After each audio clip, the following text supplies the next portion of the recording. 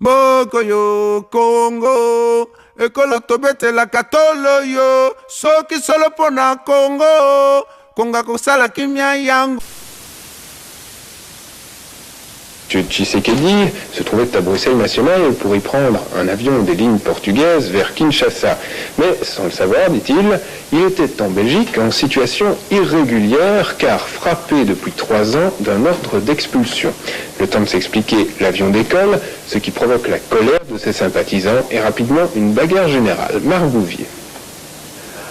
Monsieur Tshisekedi devait participer aujourd'hui à un important meeting organisé à Kinshasa par l'UDPS à l'occasion de l'anniversaire du parti.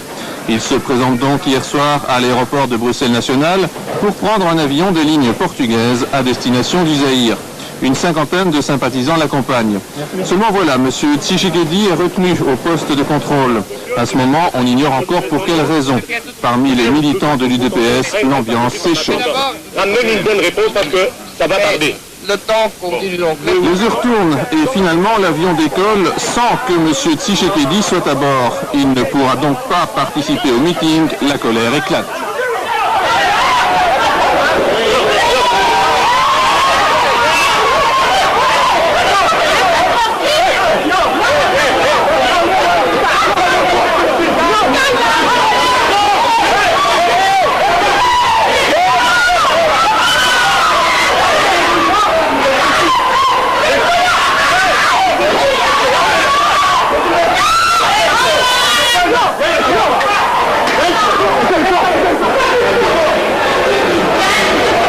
Résultat, 3 blessés dans les rangs des forces de l'ordre, 2 blessés parmi les militants zaïrois.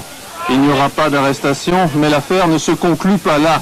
On connaîtra ce matin seulement la raison de l'interpellation de M. Tshisekedi. En fait, l'opposant zaïrois faisait l'objet d'un ordre d'expulsion signé en avril 88 par Jean Gol, à l'époque ministre de la Justice. Cet ordre d'expulsion, basé sur un arrêté ministériel, était valable pour 10 ans. M. Tshisekedi affirme qu'il n'en savait rien, et on peut le croire puisqu'il avait reçu récemment un visa des autorités belges avec la bénédiction de l'Office des étrangers. Il vivait en Belgique depuis plusieurs mois au vu et au su de tout le monde. Vous le voyez ici participer à un faire le point sur nos antennes le 9 décembre dernier. En outre, il voyageait régulièrement à l'étranger avec un visa parfaitement en règle. Comment se fait-il dès lors qu'un gendarme lui ait soudainement signifié qu'il était recherché et qu'il se trouvait en situation irrégulière? N'est-il pas étrange qu'on s'en souvienne précisément le jour où le leader zaïrois devait s'envoler pour présider au Zaïre un grand meeting d'opposition? Et puis, comment expliquer cet invraisemblable paradoxe? On interpelle M. Tshisekedi sur base d'un ordre d'expulsion et de la sorte on l'empêche physiquement de prendre son avion alors même qu'il ne souhaitait qu'une chose, quitter le pays. Alors, excès de zèle d'un fonctionnaire, prisonnier d'une logique absurde, ou sombre machination visant un parti d'opposition zaïrois à travers son leader. Écoutez l'avis du principal intéressé, Étienne Tshisekedi, qui, par la force des choses, est toujours en Belgique. Avez-vous le sentiment qu'on a voulu retarder volontairement votre départ pour Kinshasa? Oui, c'est non seulement les sentiments, c'est ma conviction qu'on a voulu retarder ma présence au meeting de mon parti à Kinshasa aujourd'hui même. Et selon vous, qui avait intérêt à une pareille manœuvre?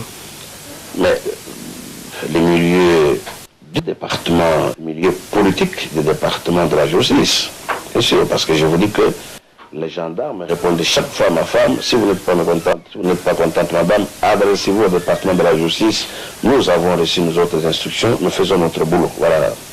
Alors, curieusement, vous devriez être expulsé à l'heure qu'il est et vous êtes toujours en Belgique. Bon, merci, mais c'est la question qu'il faut poser aux autorités compétentes. Ils doivent appliquer les arrêtés d'expulsion. Quel est votre sentiment par rapport à toute cette affaire? Mais justement, le sentiment confirme justement le caractère politique de l'affaire. Le problème n'a rien à faire, n'est pas juridique. Simplement, on veut exécuter la volonté ou les manœuvres du dictateur zaïrois. Alors, pour le faire, il faut bien trouver quelque chose au niveau de la Belgique. C'est comme ça qu'on est allé sortir de cet arrêté. Boko yo Congo, ekolo tobetela katolo yo, soki solo pona Congo, konga kosala kimia yango yo.